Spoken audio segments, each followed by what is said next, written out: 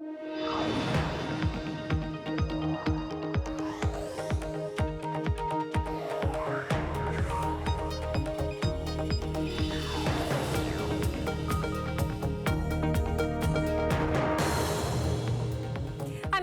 San Francisco, and this is Bloomberg Technology. Coming up in the next hour, IPO fever. Pinterest files to go public, boasting more than 250 million monthly active users. In its S1 filing, this as stocks have their worst day since the first week of January.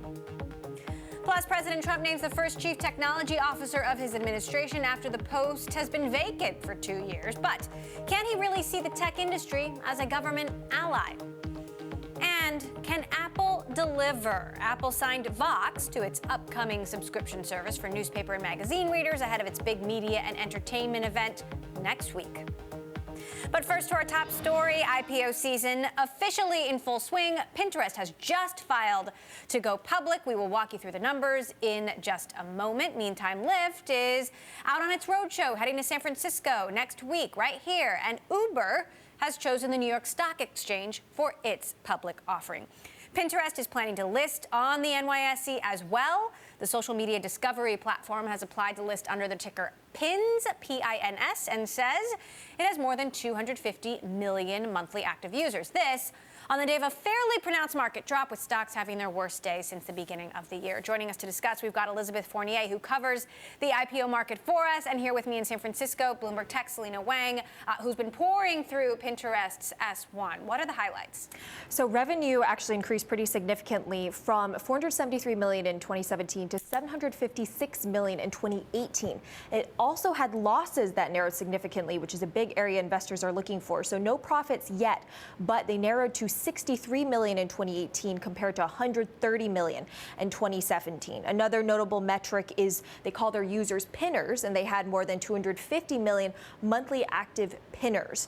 And they're really marketing it as a great place to grow advertising revenue, because most of these pinners are coming to the site with commercial intent. They want to buy something, planning a wedding, planning a vacation. So advertisers are able to really find people at a moment when they're ready to make those purchase decisions. Now, Elizabeth, Pinterest, as far as our reporting goes, was planning to file in June and appears to have moved that up a couple of months despite the volatility we saw today. What do you think is behind that decision? I think when you start to see a sort of rush of companies come to the market, you know, we've got Lyft coming up next week. We've had indication that Uber's going to file in April. People see a window open and they want to take advantage of it, because if they wait too long, you never know what's going to happen. I mean, as you said today, the market's looking a bit sort of dodgy today. So people don't know how long things are going to last, and they want to get out there while they can. All right, we do have some breaking news that Robert Mueller's report is out and has been sent to the Attorney General. Of course, we have been waiting for this for weeks, months, many months. We do not know what is in this report at this point. As I understand, the Attorney General will take a look at it, will then notify Congress, looking for more headlines on this right now as we speak. But again, this has been hotly anticipated. And of course, the president has been talking about this all along. So I'm going to wait for some more headlines before we talk a little bit more about this. Selena, let's talk a little bit more about Pinterest. In the meantime, we're going to be efforting a reporter from Washington on this. When it comes to Pinterest, the other thing that's interesting here is that they don't list who owns the shares and how many shares. Why not? So we don't know that information yet. They do talk about the dual class share structure. So like many of the big founder-led tech companies, the co-founders do have more voting rights. They really focus a lot of their energy in this S1 filing on some of the improving advertising metrics. So global average revenue per user increased 25%. And in just the US, it increased 47%. And now that's a big deal, because that means they're getting more volume from advertisers, or they're extracting more from each user. And this is pretty impressive for a company that only started monetizing in 2014.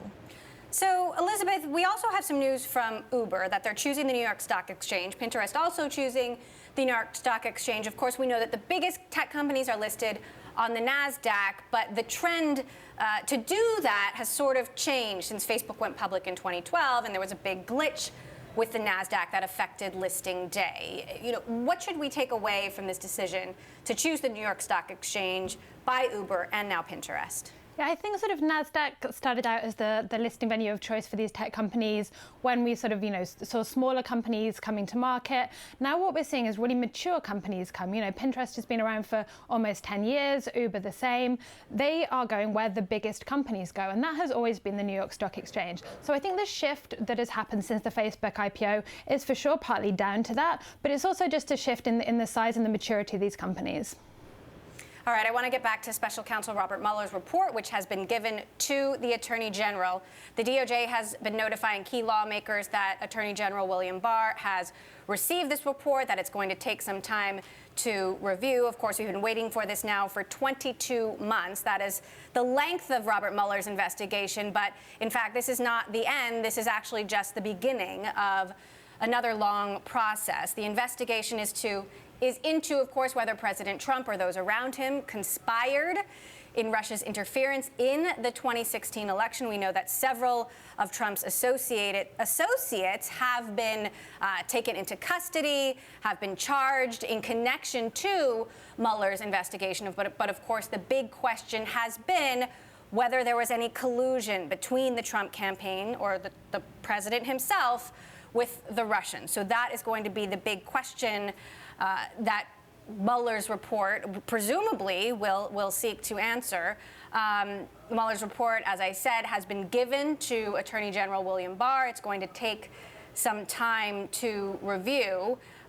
This is only the beginning of a struggle between Barr, lawmakers, and the White House over how much of these findings and the evidence behind them will be disclosed to the public. I'm reading our Bloomberg News write-up on this now, which you can find on the terminal.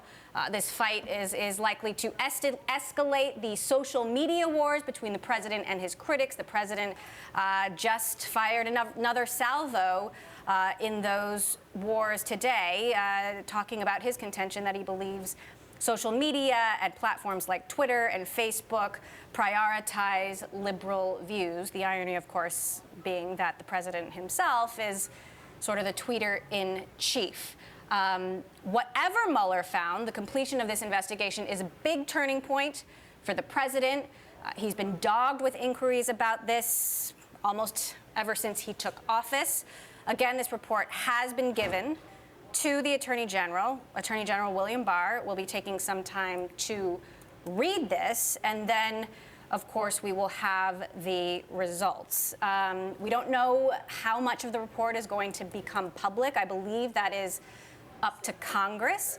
But of course, this is, again, only the beginning of what will be a many, many months long fight between lawmakers, between the Trump administration, between the president himself, and of course, between the special counsel. This investigation, as I said, has been going on for 22 months. We know that more than a dozen Trump associates have been connected or charged or taken into custody as a result of this investigation. But again, the big question is, was there any collusion? Was there any collusion between President Trump himself and the Russians, or President Trump's campaign and the Russians? We have yet to see any evidence to that effect. Now, again, this has been long awaited.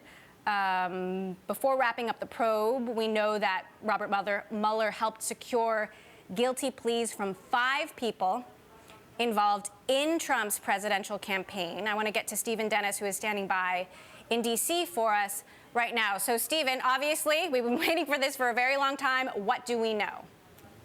We don't know much beyond that he's delivered the report, and we're probably not going to know all that much more than that for a while, because under the DOJ regulations, the Attorney General takes what Mueller has given to him, and then he processes it, and then he writes his own report. He said that he'll write his own report and then submit that to Congress.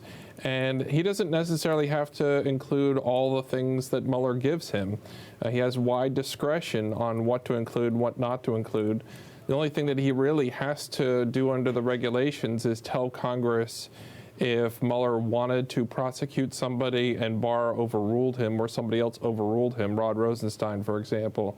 So, I think everybody sort of wants to know the full story, everything that happened in this investigation and everything it found on the president and the people around him. We may not actually get all those details anytime soon, and we could end up with a lengthy court fight because House Democrats have already indicated that they want the full Mueller report.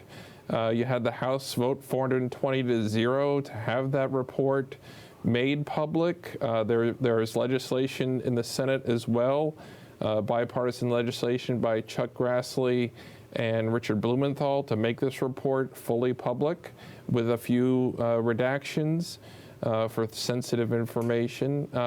And so that's where we're now heading, is how much of this report are we actually going to see? How soon are we going to see it? How long is it going to take the Attorney General to process it into a form that we can all see? And right now we don't know how long it is, whether it's just a short few pages or whether it's much lengthier. So those are all the kinds of details we're going to try and find out as soon as we can. All right, just reading headlines crossing the terminal right now, flooding into the terminal right now. The Department of Justice may tell Congress the top conclusions of this report as early as this weekend. We've got another story out that Trump's circle may be in legal peril, despite the fact that this report is now done.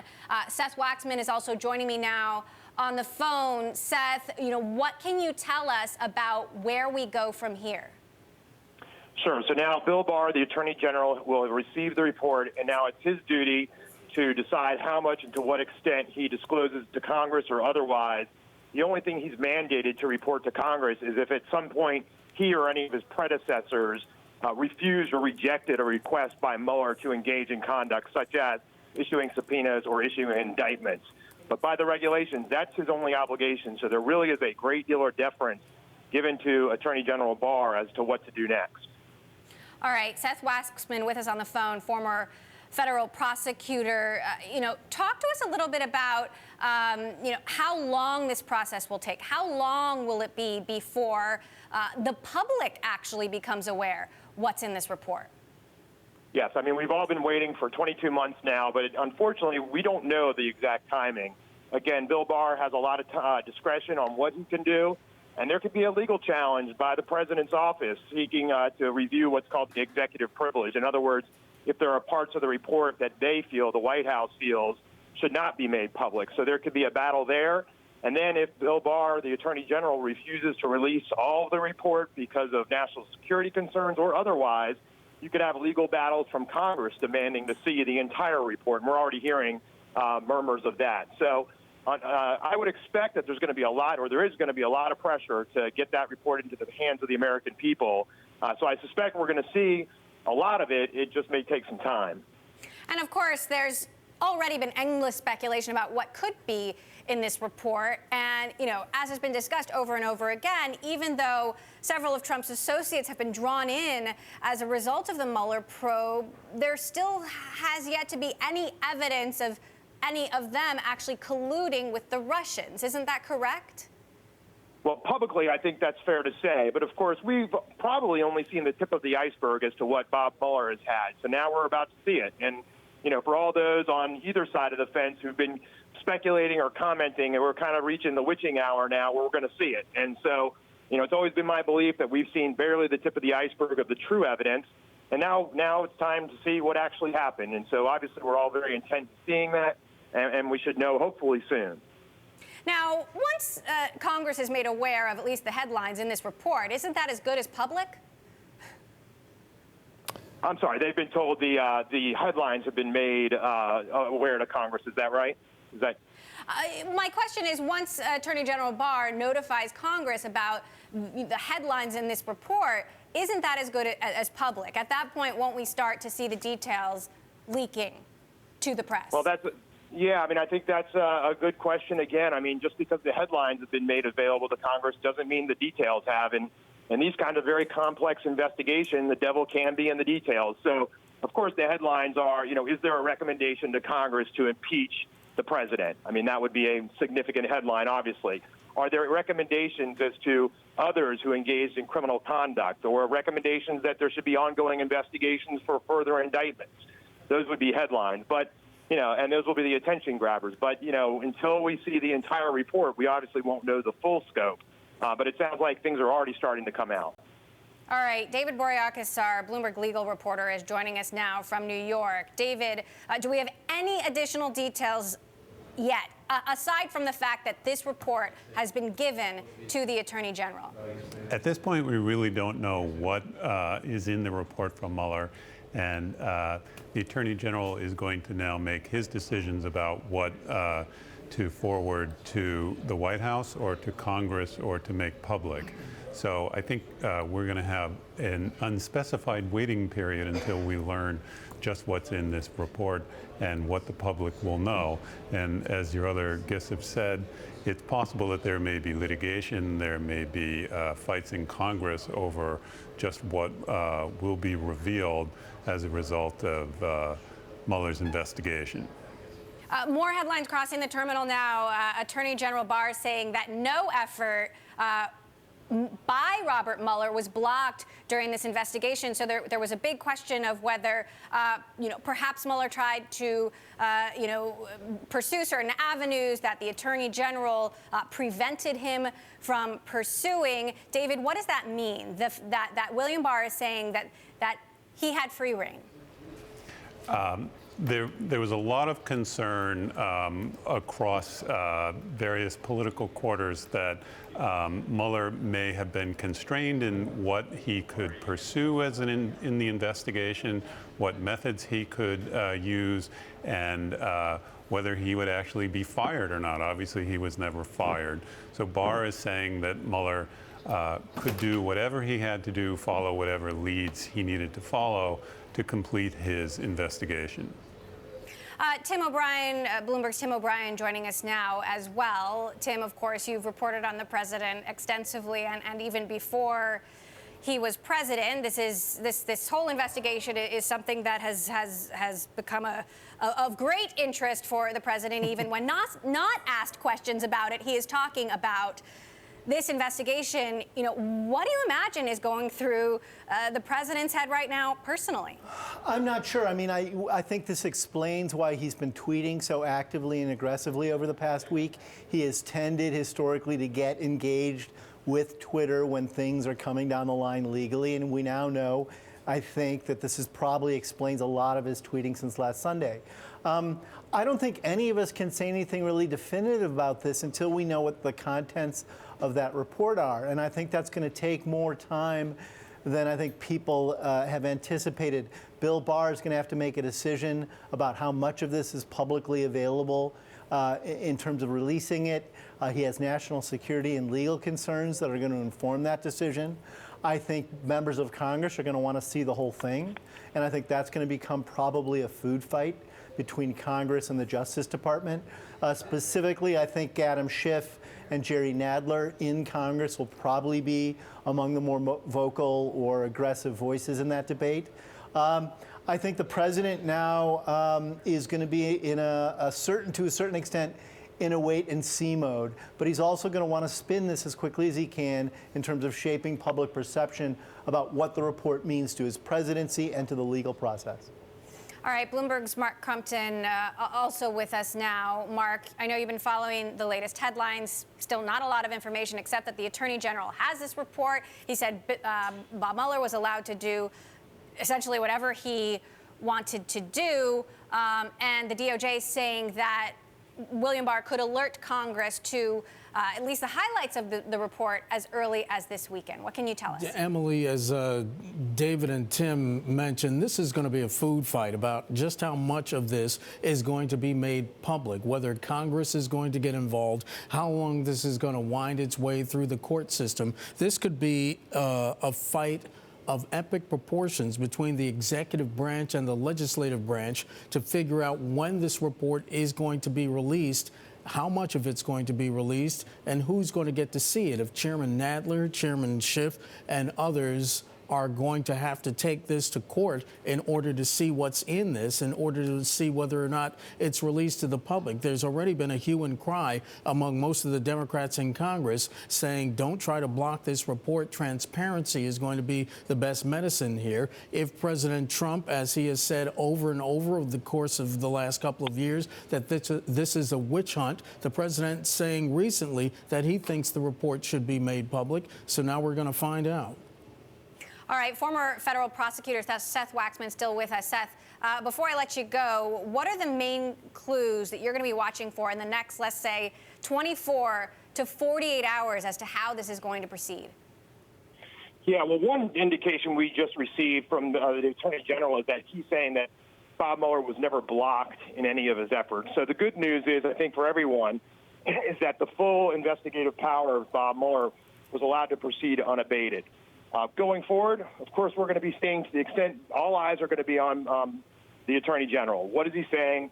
What is he going to do? And then if the president's office is going to suggest or contend that they need to have a shot at the report itself and to challenge it in any way. So those are really the two big things, watching the Attorney General and watching the president to see how much and to when we're going to get to see this full report. All right. Thank you so much, former federal prosecutor Seth Waxman on the phone there. Also joining us by phone, we've got Bill Gavin, former FBI assistant director. And Bill, of course, we still don't know a lot. We know that the report has been filed, and we're getting some signals from the Attorney General about how fast this could proceed, that Congress could be notified what's in this report or some of what's in this report as early as this weekend. What are you watching for here? Really, Emily, I think that what we really have to consider is a couple of things. Number one, how long has Bill Barr had this report? Did he just get it today, or has he had it for a couple of days to look at it to prepare some remarks? Secondly, I think he has to be very careful in what is released. Some of that report may contain 6E material. That is material that come out of a grand jury inquiry and that may not be available or might be available within time. The other thing he has to consider is methods that were used to obtain some information that might be obtained in that report, and he therefore has to be careful. I don't think everybody's going to be completely satisfied. I see Congress saying if something comes out, and I assume an assumption is usually, just that. I assume that probably there's going to be nothing regarding collusion with the president, and that's not going to make Congress very happy, or certain members of Congress very happy, and so they'll want to do their own investigation. It's going to be a foul de route, but Bill Barr is an extremely bright guy, a very, very great guy. I've worked with him a lot in the past, and he is going to do the right thing and stand by what he thinks is right. It may please the White House, it may not please the White House, but Bill Barr will do the right thing in relation to what this report has on his desk. All right. Well, we can only speculate. We have no idea what is in this report. We did just get a tweet from the White House press secretary, Sarah Sanders. She says the next steps are up to Attorney General Barr, and we look forward to the process taking its course. The White House has not received or been briefed on the special counsel's report. Bill, when will the White House be briefed on what's in this report?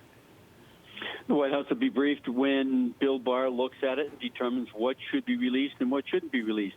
I assume that probably something going to POTUS will be a little bit more than may come to the public, but I don't know that to be sure. It's just that Bill Barr is a very judicious guy. He's well-versed in what the law is, and he will absolutely do the right thing, and he won't be persuaded either by the pressure of the Congress or by the pressure, if there's any pressure from the White House. He won't be influenced by that. He will do the right thing. That's the kind of man that Bill Barr is. What makes you say that? I mean, of course, he was appointed by President Trump. He was appointed by President Trump as this investigation is ongoing. And we can assume that President Trump was looking for someone who would support him or at least hear him out. But, here's the fallacy of most of these things that go on. Just because somebody was appointed by the president, does that necessarily mean that he's in the president's pocket, that he's not a man of character, integrity? No, it doesn't mean that whatsoever. Bill Barr is that man of character and integrity. And I say the same thing about the special counsel and the people that he had gathered around him. Everybody can go in any direction they want to on this thing, but you have to remember that people do have character and do have pride and integrity, and they tend to do the right thing in circumstances like this. Well, even the White House saying the next steps are up to William Barr. I just want to check in with Mark Crumpton, who's standing by and following all the latest headlines. Mark, anything new? Emily, not that I've seen, but I believe Mr. Gavin hit it right on the head that not everybody is going to be happy with what comes out of this report. And I don't know if that's necessarily a win-win, because some parts of the president's camp will not be happy, and some of the Democrats on the Hill will not be happy. They've been smelling blood for the past couple of years, just waiting for Mr. Mueller to release this report. And Mr. Mueller, as you alluded to, he's been the president's piñata for the past couple of years. The president has questioned his integrity. The president has questioned whether or not this is something that should be happening to him. In the president's words, given the economy, given the way things are going, he says his leadership would preclude the release of this report, or at least talk by Democrats of impeachment. Emily? We're just learning a little bit more about the timeline here. CNN is reporting that the White House was informed of the report and that the DOJ had it at 4:35 p.m., so about 50 minutes ago. And of course, we don't know exactly when the White House will be briefed, but Press Secretary Sarah Sanders saying it is up to Attorney General Barr. I want to get back to Bloomberg's Tim O'Brien. Tim, of course, Robert Mueller has been described as a nonpartisan person of high integrity, but in the middle of this food fight, or coming food fight, as you call it, will that reputation hold up? Well, I think that's going to be a matter of interpretation. I think Bob Mueller is somebody, who has, he's both sides of the aisle have seen him as someone who's got integrity. I think Bill Barr came into this mix with people wondering whether or not he was simply there as an operative for the president. His people who've known Bill Barr for a long time have said that he is someone who respects and executes the rule of law.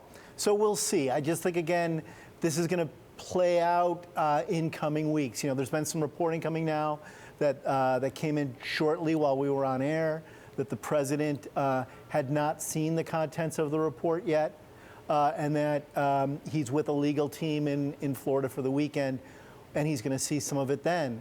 Bloomberg also reported that Barr has said that members of Congress may at least get word about the report's general conclusions this weekend as well. So possibly by the end of the weekend, we'll have more clarity about some of the principal points that Mueller's laid out here. And I think that's going to become something of a ping pong ball for both the president's supporters and for his critics. All right, also joining us on the phone now, we've got Bob Bauer, former White House counsel to President Obama. Bob, of course, President Trump's lawyers are probably scurrying about at this very moment. How are they going to be involved in this investigation? One of the unanswered questions is what steps the White House is going to take with Attorney General Barr to raise questions of privilege. That's unanswered from my perspective. It certainly wasn't answered to my understanding clearly in the hearings with Bob Barr. But that would certainly be a point at which the White House counsel's office would raise questions about review for privilege issues. So if you were in the White House at this moment, if you were representing the president or you were President Trump's counsel, what would you be doing? Fundamentally, of course, if you're representing the president, you have some institutional concerns. And let me stress those would be institutional concerns. The president has a personal legal core, and their concerns are necessarily different. But from the institutional perspective as White House counsel, the sort of privilege questions that I'm raising are ones that you would definitely be wanting to ask questions about. I don't know whether a process might have already been established between the Attorney General's office and the White House counsel, some understanding, some protocol that governs what sort of access will be permitted to the White House counsel. what sort of procedure will be available for the raising of these kinds of questions. I don't know the answer to that. Obviously, this is somewhat new territory, but I would have some time ago have wanted to enter into conversation with the Attorney General's office about what would precisely happen to enable the White House counsel to defend the president's institutional, well, let me stress that, institutional equities, not his personal defense, but his institutional equities. Right, and of course, the White House press secretary Sarah Sanders says the White House has not been briefed on it, but CNN is reporting that the White House was made aware that the DOJ had the report now about an hour ago. I want to get to Craig Gordon, our Washington bureau chief. Of course, Craig, you have been waiting for this now for 22 long months. We knew that this was coming, but now that it is here, now that the report has been handed over to the Department of Justice, it is just, in many ways, the beginning. What are you watching for? Well, we are told Attorney General William Barr may tell us as soon as this weekend, so say goodbye to this weekend, about the principal conclusions of the Mueller report. Honestly, that is much faster than we expected. We had been given some guidance from the Department of Justice that he was not going to, dawdle, that he was going to move it rather quickly in a few days, but that would be literally a day or two. So that is obviously the top concern right now. I think one of the things we'll be looking for is when does the White House find out what's in this report?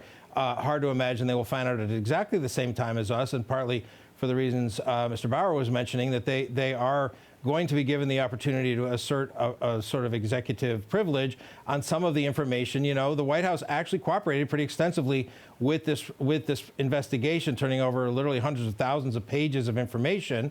The president has a right to say, well, that's private presidential communication, therefore it shouldn't be included in the report. And I think Attorney General William Barr will give them the opportunity to do that. So we'll be looking for that. And then, of course, look, we're in a pretty remarkable moment in American history where there is now a report.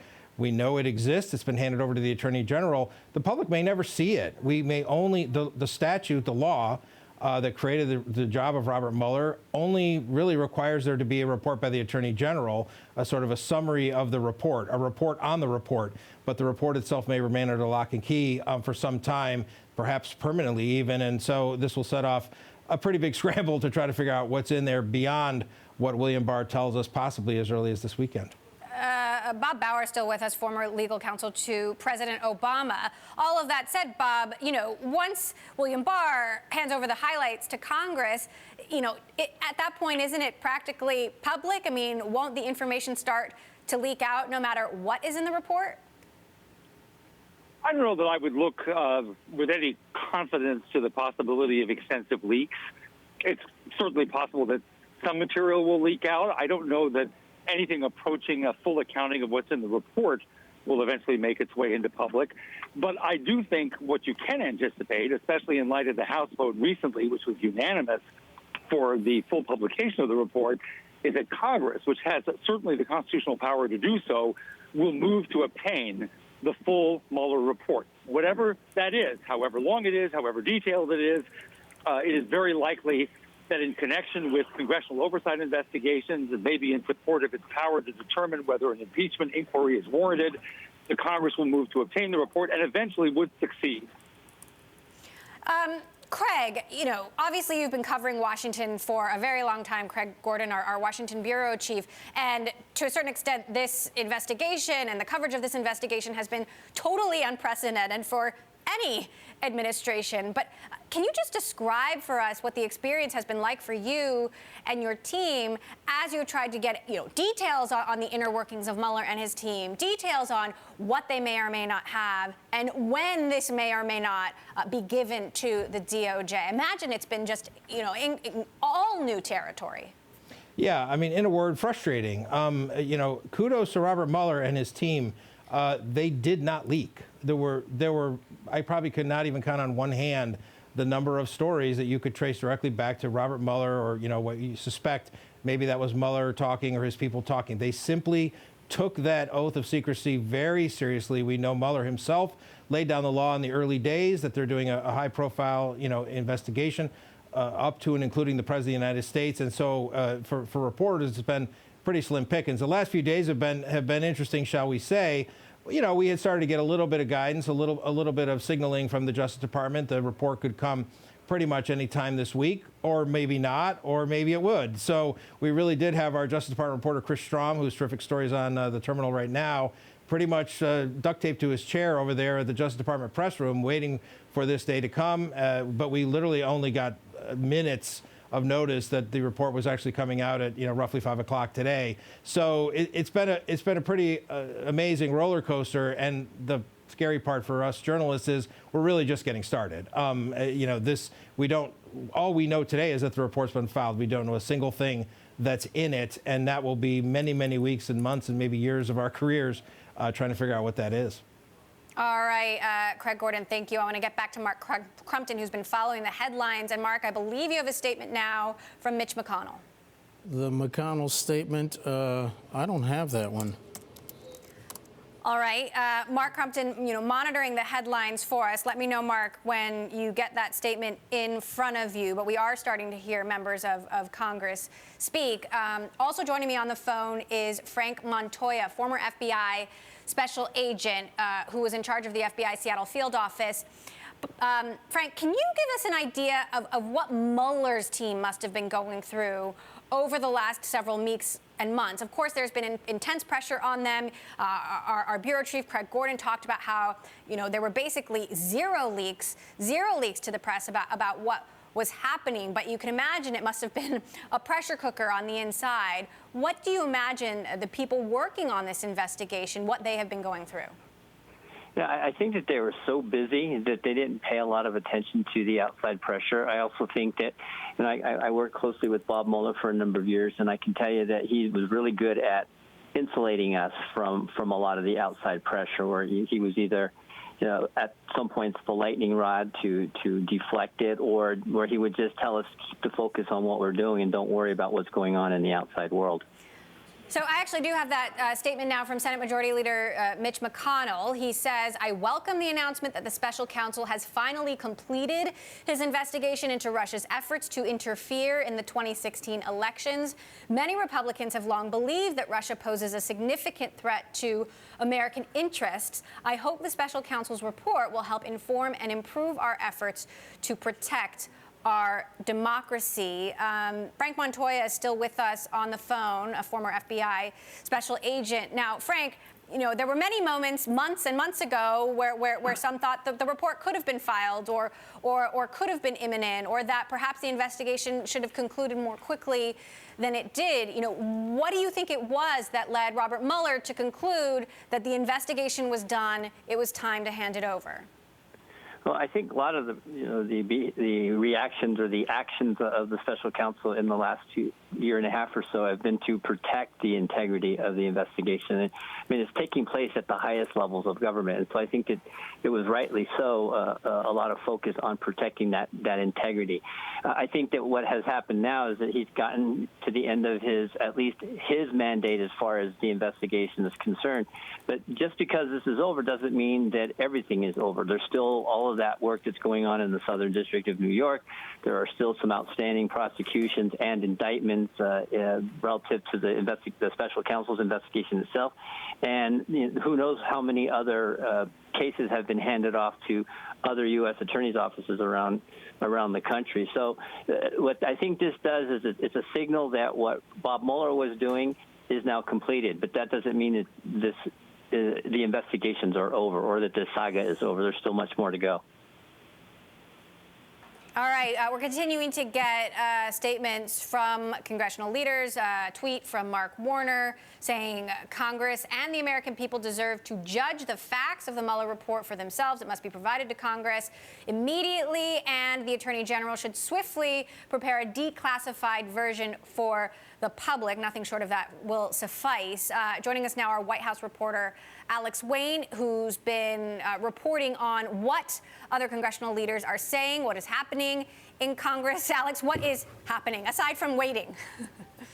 Yeah, well, there's a lot of reaction from Congress. There's been a lot of pressure from Congress on the Attorney General to make at least some of this report public, or some version of this report public. The House, of course, passed a resolution unanimously last week demanding that the Mueller report be made public.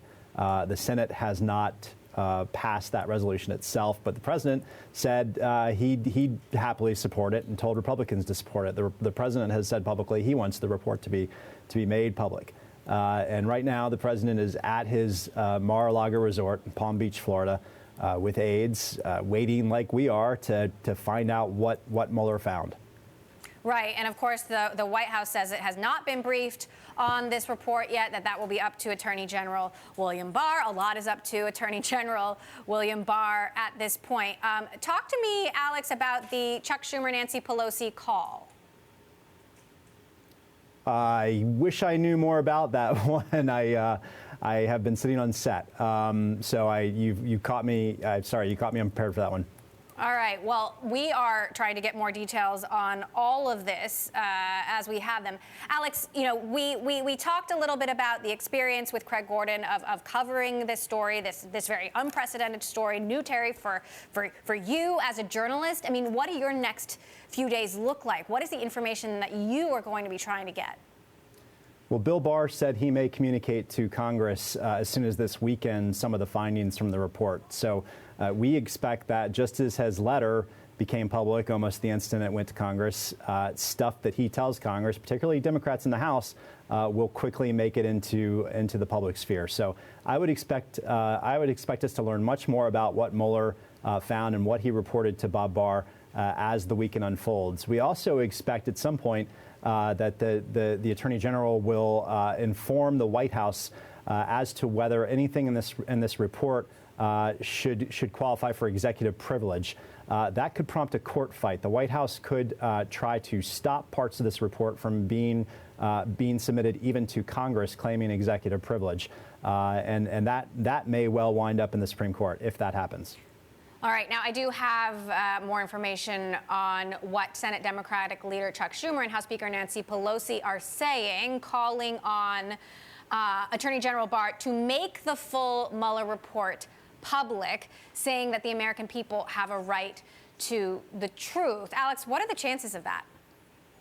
I don't think the full report will be made public unless Congress successfully subpoenas it. Or I suppose they may be able to negotiate with William Barr, the Attorney General, to get a full version of the report that they then could vote to release. But I think it'll be difficult for the full report to be made public because of the way the special counsel statute is written. The special counsel is only required to report to the Attorney General, and then it's up to the Attorney General to decide what other information is released. All right, former U.S. Attorney Michael Moore now joining us on the phone. Michael, what do you think the chances are of the full Mueller report being made public? I think it's probably unlikely that the entire thing will be made public. There's a general policy in the Department of Justice where you don't reveal things or uncharged conduct or allegations that don't result in criminal charges against people. In other words, you don't besmirch them. And I think there's likely some things in there as well that Trump will try to claim privilege on. We know that, for instance, that some of his lawyers talked for some period of time with special counsel's office. So there will be some things that get draw some litigation and become fodder for a continued battle. I think the difference today, though, is that the Democrats control the House, which means that they control oversight committees and they can bring much of this information to the public attention. So the question will be whether or not politically the president can survive trying to keep parts of the report hidden from the public view. So, you know, what can you tell us about what Attorney General Barr is doing at this very moment, you imagine? Well, I imagine he's carefully going through the report, or he's got staff going through the report. They'll report to him on any things of particular interest that may be there. I'm sure they'll be looking for items where the privilege might be claimed. And my guess is he's probably assessing the damage that could be done to the administration through the report. And we'll see if, in fact, he is one who is willing to let the report come out, or if he'll try to summarize it in some way, some small fashion, just to give tidbits out that aren't necessarily that enlightening. I mean, when you think about it, I mean, we already have in the public arena a fairly damning set of facts against the administration and certainly the transition team. I mean, you've got meetings with the Russians, you've got polling data being shared, this type of thing, where there's no explanation for it. And it's one of those things that where you have a lot of smoke, you've got to wonder, where the fire is, and my guess is that the report's going to contain some of the information about that fire.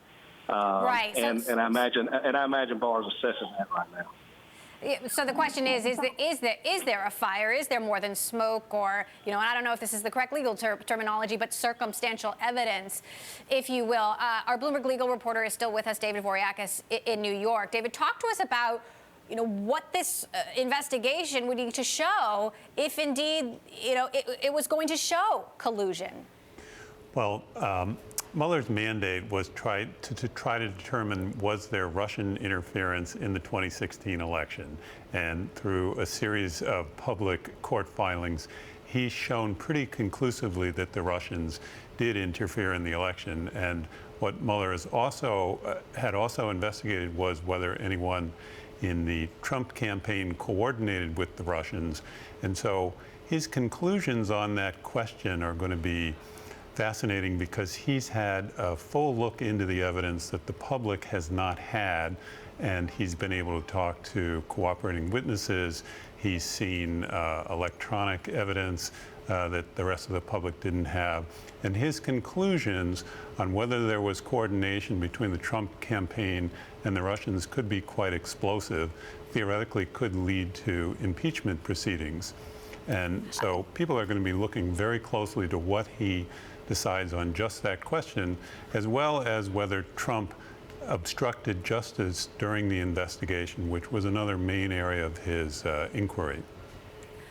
Jeff Grocott in New York on our Bloomberg investigations team now joining us. Jeff, tease this out a little bit for us, because, as we've been discussing, there have been several Trump associates who have been sort of pulled in as a result of Mueller's investigation, but there is no evidence to this point that we know of that's been presented to the public that proves collusion or proves some sort of more direct link between the Trump campaign and the Russians. So, what exactly is Mueller's investigation going to have to show?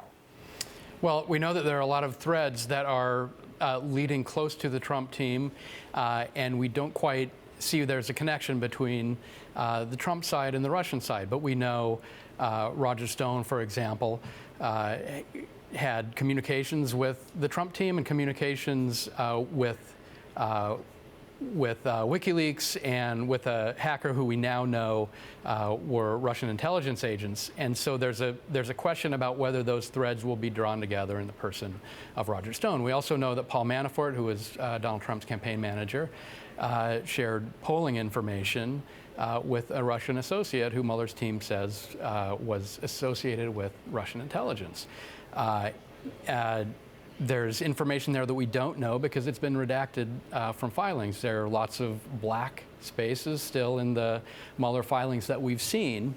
And so the question is, what's back there? What other information does Mueller have about those potential connections, if they exist or they don't exist?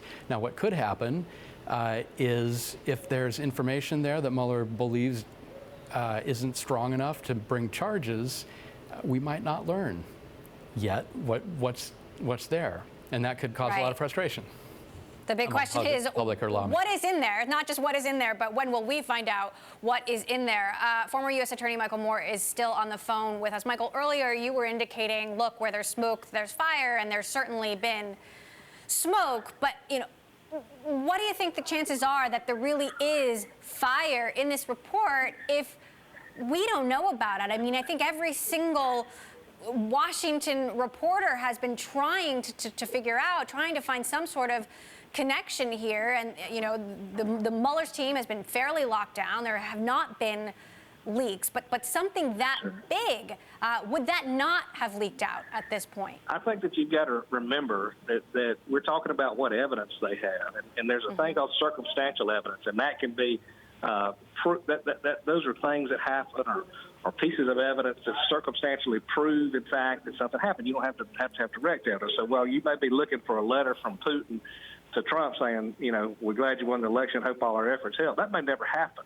But you look at all these other things that are out there, all these other, whether it's the polling data, whether it's the contact with Stone, whether it's Manafort, whether it's the meeting in the tower, you've got all this circumstantial evidence out there, and that's something that can be looked at. And we're not talking about having to prove a case here beyond a reasonable doubt for impeachment purposes, political purposes, that's a different standard. So that circumstantial evidence seems to be there. It's sort of like in the country down here. If you drive down the road and you smell something that's bad, and you see a bunch of white feathers, you can pretty much be sure there's a chicken house nearby.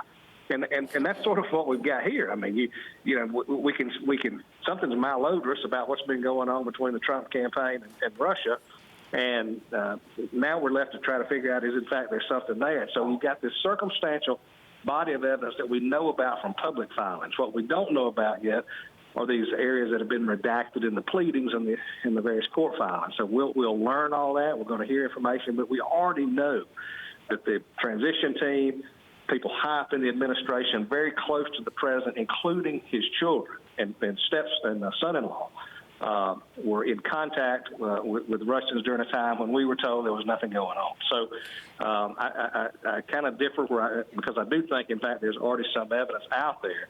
It may not be the very smoking gun that people keep waiting on, but there's clearly circumstantial evidence that something was afoot. Now this is interesting, Michael. We just got a new headline that Robert Mueller is planning no additional indictments in the Russia probe. What does that tell you? It tells me that he probably farmed some of this out to perhaps the Southern District of New York. Mueller is a consummate professional. He's a true believer in the power and the limitations of the Department of Justice. He knows what his mandate is. And we saw already that he has sent and referred some investigations to the U.S. Attorney's Office in New York, the Southern District there, to investigate and pursue certain cases that he may have fell outside of his mandate. So as we sit here today, there may be other ongoing investigations. Remember, it was I think it was earlier this week already that we heard. I think it was Gates who was continuing to cooperate in investigations. Not just an investigation. We still don't know what Mike Flynn had to say. His testimony is still out there. So there are other things still swirling around. He may have completed the body of his report, but there's other things out there. Okay. Margaret Talev, our senior White House correspondent, is with us now. Margaret is in Florida. Margaret, you were at Mar-a-Lago earlier. That is where the president is. We're getting some additional color on what he was doing when this report was received, that he was, in fact, on the phone with German Chancellor Angela Merkel when he was notified that the DOJ had been given the report. Talk to us about the president's demeanor today and over the last couple of days. I mean, it's been pretty clear this report, this imminent report, has been on his mind. Well, I think that's right. And not only has kind of all of Washington been on pins and needles, but certainly President Trump has been acting like he has been as well. You saw this kind of incessant regurgitation of the frustrations with John McCain, who, of course, has not been with us for some time now. But in particular, the president calling out the fact that he had felt that the late Senator McCain had been trying to put him in jeopardy with the FBI. That was one of the most startling kind of tells of the week. President Trump hammering home this point. Why does he keep talking about it? Of course, the Mueller report was bound to come sooner or later, and as the week wore on, it became apparent it was going to be today. Today, we landed in Florida, and there were just sort of a number of distractions that the president was throwing out there. Everything from the ISIS caliphate has been eliminated to this sort of shocking move to apparently yank back the North Korea sanctions that his own national security and treasury teams had imposed the day before. And that brings us to the afternoon. He had spent a couple hours with Caribbean leaders. He had a little bit of downtime between then and that fundraiser was going to be happening with Lindsey Graham and the local Republican Party at Mar-a-Lago later tonight. And the White House, at about 4 minutes after 5, read out a call that the president had with the German chancellor, which is, all very official and presidential. I'll just say that normally when the president has a call with a foreign leader, it is hours before the readout comes out. Hours. This readout was out 4 minutes after the Mueller report was delivered, and possibly while they were still on the phone. The White House certainly wanted to get out the message as quickly as possible. The president was behaving presidentially at the time that report was delivered. All right. Well, Margaret, your job in Florida has just gotten a lot more interesting. Tim O'Brien's still with us, executive editor of Bloomberg Opinion. Tim, you wrote a book on the president before he became president. I mean, what do you imagine President Trump is doing right now? Is he popping a Diet Coke? Is he drafting a tweet? Well, a senior Justice Department official said the special counsel's office isn't going to pursue any further indictments. So at a minimum, that gives the Trump family, for the time being, cause to celebrate that Donald Trump Jr. and Jared Kushner haven't fallen into the crosshairs of the special counsel's office. That doesn't mean that they're no longer legally exposed, however. There are active state attorneys general investigations in motion.